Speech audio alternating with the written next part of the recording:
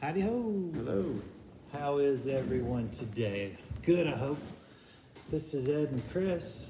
We are virtually tasting wine together, hopefully. Well, yeah. We're gonna be drinking together. I don't want a virtual glass. We're gonna drink together, but I'm talking about you folks out there. Hopefully you have some delicious wine that you picked up here at the winery with some delicious food that Chef prepared for you to go with these wines. So this is our Thursday night virtual tasting. Catch us every week here, even on weeks that we can't do it in person. It's always available. So this kind of started during our quarantine times back in the day when COVID ruled the land. Can you? Yeah, Man, that was crazy times. Crazy times. But we made it work. But we've kept doing this because we like doing it. And even though we still have people come in and do the tastings in person, Chris and I just love doing this. Well, something for everyone. Yeah. Especially for us. Especially for us. So we got a couple of beauties for you today, both of Spanish nationalities. One is actually from Spain, from the Rio Baixas area, which is known for great white wines, and this particular varietal is called Albariño. Now, this is one of the rare grapes of Spain that they actually list on the bottle. Most every Spanish wine, you will see a region, and you're supposed to know what grape grows in that region. For whatever reason, Albariño kind of trumps that, and so whenever you see you find Albariños in the bottle, it's typically says so right there on the label. I don't know why that happened, but hey, it works for them, and it makes it easier for us Albariño fans to find the wine that we're looking for. Do you think it's maybe because their whites never really took off as exports? Their reds, of course, but their whites never really like. Maybe we ought to put it because when they did, when Albariño, they really became the darling of Spanish white wines, and you never really. I mean, you get some white wines, but I mean, unless you're like geeked out on it, I mean, it's mostly red. So maybe that was an effort to. It could be, and then of course, Cava has the three white blends, but you rarely ever see those separated out. So that might be it, Chef. It might be this is going to be our white grape, and to get the word out, we're just going to slap it on there and make people remember. Well, I will say this: in my sommelier studies, Albariño is one of the grapes that you have to be able to identify in a blind tasting. It's a very important grape to the world, not just Spain. And so I'm grateful to be introduced to this. Rio Baixas it's in the Basque region, a lot of Basque-speaking people, and Mila, the name that they gave this particular Albariño, represents 1,000 in their language, and that is a reference to the many rivers that are in that area. They say there's thousands of rivers in that area. And this, because it is coastal, even though the region that we're going to talk about today is a little bit further inland, but I mean, it's not very far inland in terms of the size of the country. This is the coastal view of their waters. So this is how the waters change color as it goes from coast out. So the idea is there's coastal influence, and you'll see in this bottle at home that it looks like it's stone. And that is because they have a lot of granite in their soil there, and that the minerality is what they're trying to represent there. And the minerality that you are definitely going to get in this wine, there's no doubt about it. There's minerality here, and you're also going to get some salinity from the sea air in their wines. Albariño always gives a little salinity to me, but this is a sub-region, Condado de T, I'm sorry. And this is a region of one of the 4 or 5, I guess. There's 5 sub-regions of Rio Baixas. This one's a little bit further inland, has more clay, and tends to have a bit richer for Rio Baixas. So if you're really getting down and dirty with Albariño and you want to know all the different styles, they do get from kind of a leaner style to a richer style. This would be on the richer side. I got to tell you, though, You do not lack for citrus and acid for the richness on this. I mean, a lot of the Albariños I've had have been rich, and so I was not expecting the brightness of this wine. Yeah. What a pleasant surprise! Yeah, you're going to get tons of citrus, no doubt about it. I would say lemon dominates. But there's probably some grapefruit in there too. Oh yeah, easily. There's some peach hidden in there as well. White peach. Mm-hmm. Yeah, so there's a lot of fruit here, a lot of intensity right off the bat. But then it goes into this soft, rounded kind of full body. Very full mouthfeel, a long finish. Look at the legs on this shit. You see how they're still? Yeah, there's a good amount of alcohol. And then that finish with that burst of acidity at the end, your mouth's watering. And there's just this hint of salinity. Just a great hint call of salt. on the salinity. It really is. I just think that this would be so good with anything that likes a little bit of salt with it. Yeah? I completely agree. Well, Chef, what do you think about food? I love food. What do you think about food? Well, we're going to have to give these people something. What would you think about steelhead salmon with salty prosciutto, forage lobster mushrooms, and a lemon emulsion? I think you nailed Because it. it's kind of working all the things, isn't it? There. That is a beautiful, beautiful. I didn't. Oh, here, let me get you a fork. Look at all that. Isn't that pretty? That is gorgeous, Chef. There you go. And tell me about these mushrooms. All right, they're called lobster mushrooms, mostly because they look like. Of course, I've cooked those very crispy. When they're raw, I should have brought a raw one up here for demonstration purposes, but I did not. They're very between pink and red. They look exactly like a cooked lobster, and they have a little bit of white on them. Just gorgeous. Our friend Andre foraged these, right here in the foothills and brought them to us. He's an excellent forager. But they're very common this time of year. You have to kind of wait till the fall-ish to get lobster mushrooms. But they're a real treat. But it's more about their appearance, not in their flavor. Although some people say they have a brininess, but I think all mushrooms do. That would not be particular to these. But I did a hard saute on those. Salt on the prosciutto, the brightness of the lemon. I think it goes great with the fat on that salmon, don't you? Wow, that is intense in a really, really good way. It's really interesting. There's a hole in my glass. Sorry, Chef. Yeah. Let me get a little bit of this. Did you get a top off for your food? Mm-hmm. Yeah, there's a lot going on there, but I think it works. I think one of the things you have to be really careful about, and my role in this is to.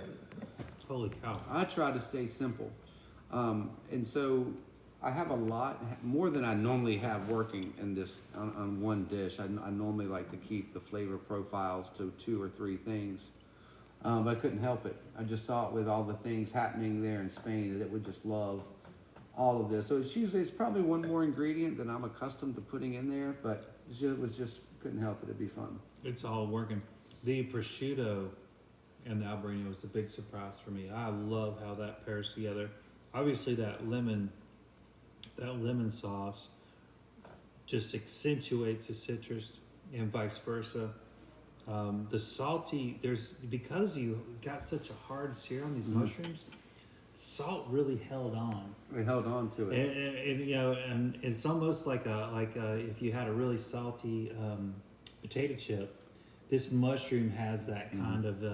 It's really, I don't know if it's multiplied or what's the word I'm looking for? Intensified. Intensified. Thank you very much. But I used the smoked sea salt on that, and so the smoked sea salt does tend to permeate longer than just our normal. I cook every day with kosher salt, right? But I use 3 or 4 different varieties of sea salt depending on the medium, and I love the smokiness that it imparts on those mushrooms. Thank you so much. That is a real treat. Well, thanks for this beautiful wine. My goodness, I don't normally get seconds of the whites, but That's this is true. just really it's hitting checking all the boxes. I mean, because I love the richness, I love the weight. of this wine, but the brightness is just a perfect balance. I mean, I just can't get over the florality and citrus on this. It's just, and I know it's because it's an Albariño and I wasn't expecting it. I mean, normally they're very, I don't want to say weak. They dissipate quickly. It's like a big flash and then it's gone. Right. And so, but this has the finish of a Chard or a heavier grape that you normally don't associate with I don't associate with anyway. But excellent, outstanding. Albariño, because of its great acidity, it does have the ability to age. Most often, though, it's prized for its really freshness. But I would say don't be afraid to age an Albariño. You don't necessarily have to, but it would be fun to see. Why not? You know, wines are a living creature. They're just like you and me. We change a little bit. Some of us less than others. Some of us are a little stubborn in our ways. I wonder who that is. I don't know anybody like that. You know, and also, even beyond the profile of the wine, how it may change over the years, it's always wonderful to go back and get a snapshot of that place and time. Yeah. And you know, it's a story in a bottle, because it's an expression not only of the land, the terroir, but it's an expression of that time. And and it's all captured in these bottles, and it's nice, you know, a few years down the road to go back and just revisit that time when you first had it, and maybe you have some tasting notes, maybe you don't, but it'll remind you of, I know it'll remind me of this the next time we visit this. I'm going to remember us sitting here drinking wine together with our friends on the channel here and eating great food. I mean, why would you want to remember that? Wow. Chef, that's really intense, food-wise. Well, you know, since we're not doing our in-person, I did that was one of the precipitous for putting an extra ingredient in that, because I kind of had a tasting lined up in my head, and so I wanted to incorporate it, but I'm just really happy with how that turned out. I think it'll translate well at home too. Yeah. I mean, there's nothing there that shouldn't. That's a lot of fun. Cheers. Wow. What a treat. Well, what a treat to be here with our people and enjoy this time. Well, we had a big week last week, Chef. Mayberry Days. It was a monster. It was crazy amount of people came through the I don't doors. remember Mayberry Days being that big before, but I think COVID, you know, we lost it last year. We lost Autumn League. You know, we lost everything last year. So I think that that skipped, missed year really brought everybody out, and it was a huge turnout. I'm sure the organizers and all the people involved in that are just thrilled with the turnout. I know we were, and we are always grateful when so many people visit our fair city. And God knows we did our share of them, didn't we?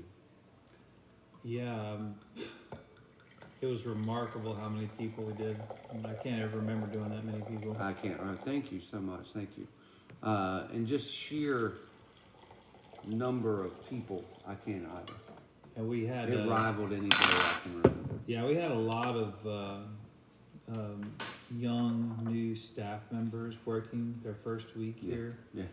And I was Welcome to Old North I'm really happy they didn't die. State. Well, a couple of them came back this week. Shocking. Yeah. And they must like punishment too. Mm-hmm.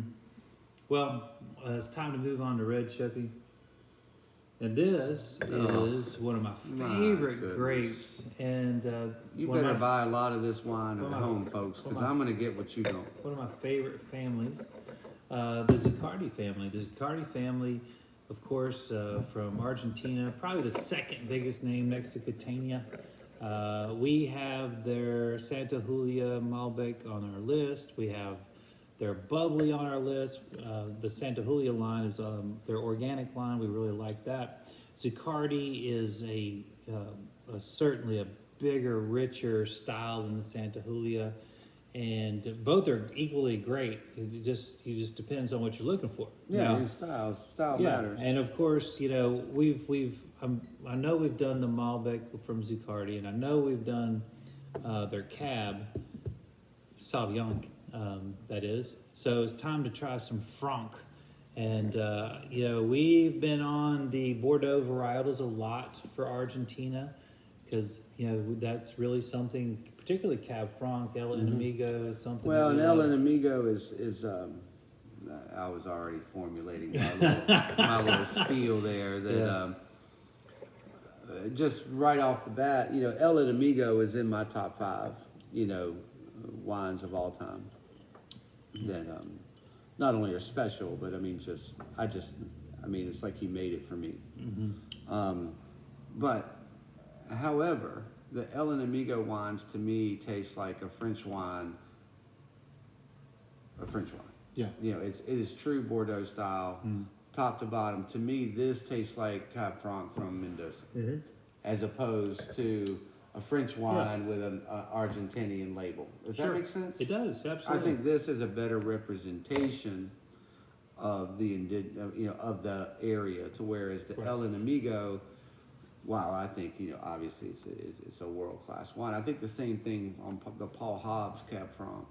The Felino line is some of my favorite wines. But his Cab Franc too is very Californian, very big and lush.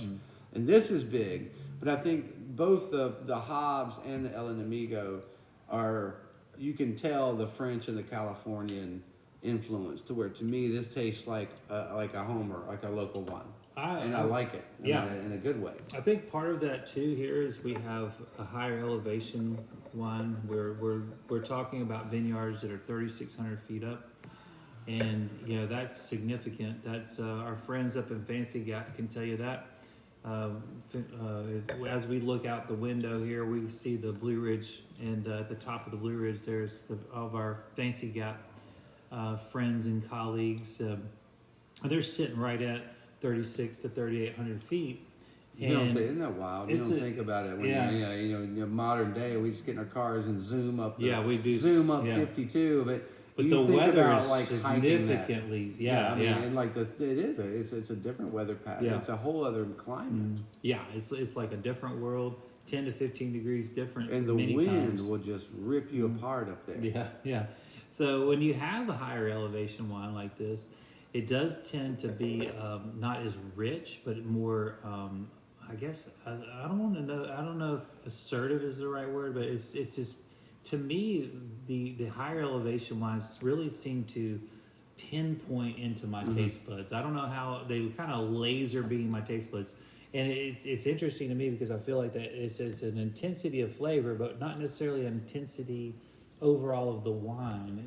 And it's in no way thinner. Right. By any means, but I think it does take it takes the pillows off the side. The richer wines are very pillowish, and I think those pillows mask a lot of the detail that's in a wine like this. It's very detailed wine. I mean, you can hammer into, you can laser focus into what this wine is, and some of the bigger wines, the bigger Bordeaux styles from the area are just so lush. It's like, it just tastes like wine. It tastes like a big pillow. A delicious pillow. But this is I love pillows. It's just something different. Well, after we get through this bottle, we might need a nap. What's wrong with it? You know what? I There's think that's nothing what's wrong wrong with with it. I think that's what's wrong with the world, if you ask me. Not enough naps. Not enough naps. We're all so busy. Life is so hectic. We've traded, when we were younger, we had all this wonderful imagination and fantasies and dreams, and we would go out we'd go for a walk, and we would see dragons, and we would see magical wonderlands, and now we're just like work, bills, kids, or obligation, responsibilities. When's the last time you looked up at the clouds and saw a dragon? That's a great question. Probably the last time you took a nap. It might have been the last time I passed out on the ground. I think that dragon was actually there's a dragon out of it. But I think naps are one of those things that we have cheated ourselves out of. When I'm on my deathbed next week, I don't really want to say, "Oh, I'm so happy how much I worked." I'm going to be ashamed of how few naps I took. Well, I that's think the we one get back- thing. we get back around to that being like in Spain. When you go to Spain, they take a siesta every day from like whatever it is, 3 to 6, 2 to 5, depending on the season. And like everybody pieces out for 3 hours. They take a nap, they eat, they have some wine, they lay down for a little bit, and they're like, all right, let's go back to work. I mean, it's a good life. it's they look at life as a body of work and not as a series of tasks. Right. And we should do a better job of that, and like take naps and look at the clouds. And day drink. And Like we're doing vacations, now. that is always the highlight of vacation time for me, is that I get to take naps. Yeah. And it sounds like we might have one coming up. We got a big one coming up. That's pretty We'll exciting. keep you posted. But it'll be in the winter. Yeah, when When naps are at their naps are prime. perfect. Prime. Yeah, nice. Have a and, little fire, a little nap, Yeah. day drinking, and then wake playing up and go, cards, Yeah. wake up, do some more. Yep. We didn't mean to tell you what Ed and I are going to do. Right. Everybody else gonna go travel. Yeah, and Chris we're are going to play day drink cards and play and gin for play money. gin for money in front of a fire. Yeah. We should start stockpiling wine now. I've been We've only trying got- we've to. only got- Unfortunately, we only have 3 Unfortunately. months to get ready for this. every time I stockpile, it dissipates. I don't understand it. I think there's a hole in every bottle that goes home. It goes right to my belly. So All right, delicious. Chef. So we've got this beautiful Cab Franc, certainly a Argentinian style. You wouldn't confuse this with Chenin by any means. Nope. What are you gonna pair You with? ready for some fat? Don't I look like it? So, Argentina. What do you think about, after wine, what do you think about? Beef? Thank you. Second Hey, I largest got it. beef grower in the world. Yeah. So, we have, and we're on a mushroom theme too. Sweet. Mushroom ravioli Oh, hell yeah. with braised Brathtown beef with a little 3-cheese cream sauce and nasturtium. Isn't that How about beautiful? that? You talk about a nap. You fancified this. Drink some Cab Franc. So what cuts of beef are you using here, This Chef? is just a little ground beef. This Okay. is just Brasstown. I just seared it in the pan, real simple. Heavy pepper, a little bit of salt. We got a little bit of stock and cream. We got 3 cheeses working here. We've got a little bit of the Bear Wallow. We've got a little bit of Parmesan. We got a little bit of Dirty Girl. And so I made like a little blend like I do for a mac and cheese. But it's a white mac and cheese. And so you get the richness of the mushroom. It's just rich on rich on rich. Oh yeah, and that But the with acidity, the- the acidity of that mountain Cab Franc. Cooler nights retain acidity in grapes, and it is certainly showcased here when you put it up against something rich. I tell you what, that beef has so much Light as a feather. flavor. But it's so light for grass fed. Especially people are always like, oh, I don't like grass fed. Well, I mean, like, but I mean, it has tons of flavor. You can taste the Exactly. I mean, it has so much nuance. People don't want to taste beef. I mean, it has so much nuance. If you just want sauce, have the sauce. But Just the beef flavor shines through. well, and connoisseurs, thank you so much. People who appreciate beef should want a more pure expression of it and not some fatty, watered down. Now, I'm not saying Right. if you're not, hey, we all want to go and eat Wagyu off a hot stone. Sure, why so not? that's not what we're talking about here. We're talking It's about only everyday, what, $80 an ounce. right? But we're talking about everyday beef, Yeah. where especially at your age, Mm. you really need to have more lean beef. You need to have more seafood and vegetables. Of course, I don't have to worry about that because I'll never be as old as you. That's a good point. So I can just eat pizza for breakfast. But you grass-fed beef, more seafood, more veggie, more legumes. And I don't think we sacrifice anything in flavor, especially when you douse it with heavy cream. I'm telling you what, this wine was made for this beef. Well, to me, when you told me what we were going to taste today, I was like, well, oh my gosh, we got to have some beef with some Argentinian Cab Franc. I mean, you would drink this wine sitting on a horse looking over your cattle fields. Yeah. And so why not have some beautiful mushrooms and cheeses and beef? And also with the richness of the cream, that the balance that comes through with that wine, It can handle it. It's hard to believe how perfect this is. This would be a great wine in the morning with sausage. You're absolutely right. You know what I mean? Like if you wake You're up on absolutely right. Sunday and you're like, I don't want to go out for brunch. Mhm. I want to stay home and morning drink Mhm. because I'm planning on a nap later. Exactly. Some sausage, some spicy eggs with this wine. Oh, it would be perfect brunch wine. 10:30, 11 o'clock. You've finished your coffee and juice. I'm telling you, kids, the meat intensity of flavor with that wine is perfect. Chorizo. Are you kidding me? Yeah. Oh, huevos rancheros. Oh, yeah. I mean, that would be. I guess that's what we're doing that week. Yeah, thank you. Thank you. The plan has been made. It's going to happen. Well, we got one more week to survive, and I think we'll be all right, Chef. We got autumn leaves coming up. We got autumn leaves. And the week after that, actually, we got that big catering and some big chef tables. Yeah. So, I mean, we got to survive October. Yeah. Let's just be honest. We got to survive October. And then I think we're home free. Yeah. Yeah, we'll have our... But that's a big what if. Well, as you know, Autumn Leaves Festival, the streets of Mount Airy are closed for 3 days. Wow. I found out today that they're actually having a 5K on Saturday morning, too. So what's your number for that? Right? Yeah. I guess I might as well sign up. You might as well. You're doing all the other ones. So, there's so much going on. We'll have over 200,000 people descend on Mount Airy, and we're so happy to have them. It's a great chance to show the rest of the world what Mount Airy is all about. And it'll be a bit of chaotic. There's no doubt about that.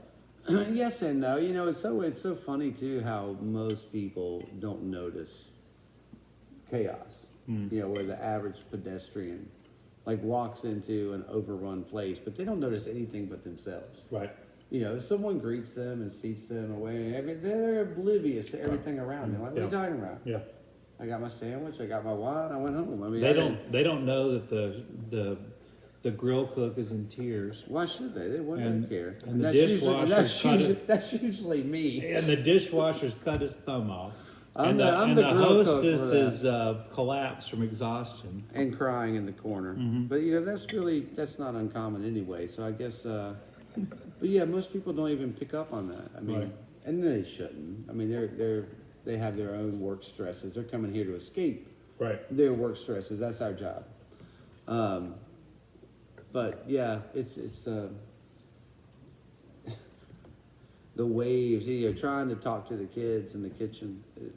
We've got some newbies, who've never worked at Autumn Leaves, and so I only have one person. You can't really put it into words. Only Logan is the only person in the kitchen who's ever been through an Autumn Leaves here, and so it's like he and I trying to coach the other guys, like what it's like, and it's like it's not hard, it's just the endless repetition. It's relentless. It's relentless. It's like during Mayberry days, we had it was a really hard day, and I was like, if that smoked a lot of meth, that's what Autumn Leaves is, because it just never. We had breaks at Mayberry days. You could take a break and refill something. You could go over here and then, but you don't get that, and that's the hardest thing to train and prepare for. Mentally, I mean, physically, we work a lot of hours. I mean, I don't worry about anybody's legs. It's all in the noggin. It's all in the noggin. And you got to mentally get ready. And we're not open on Thursday night before Autumn Leaves. We send the whole staff home. We're like, meditate, go for a walk, stare at the birds. Whatever it is you do it. Because you're going to need to draw on that for the next 2.5 days. Because you won't have a moments of peace. It's just volume. And even when you go home, you're going to hear that printer and you're going to hear the voices in your head. You're not going to sleep well. And you got to come right back. And it's like, but if you just keep your head down and do it, you got to stay mentally. I like where we are, though. I mean, I didn't like where we were 2-3 weeks ago. Yeah. Heading into this season. But I mean, you've made some great hires out on the floor. We're seeing some shifts in the dynamics out front. So I feel like we've got the stuff to make it this time without as many tears. we're gonna certainly see, Chef. And if y'all are out and about, looking at all the arts and crafts and listening to music, food and music yes, and art. Yeah. please stop in and say hi to Chris and I. We'd love to see you. And otherwise, we'll just see you right here every single week on our Can't wait. our Love virtual this time. tasting channel. And gosh knows we love this. Thanks for supporting us in all the ways that you do. We are happy to do anything as far as allocate other wines that aren't on our video. We're happy to find foods, cheeses, seafood that you're looking for. We're happy to do that too. That's what we're here for. Think of us as a market. We would be happy to take care of anything you need. Don't forget about those caterings too, because as Chef said, we get a lot of big caterings, and we're happy to go mobile for you. Well, we like small ones too, and if you want, if you want Ed and I to come, do the duet, we're your people. Yeah. All right, everybody. We'll see you next week. Have a great weekend. Thanks See ya. for the support.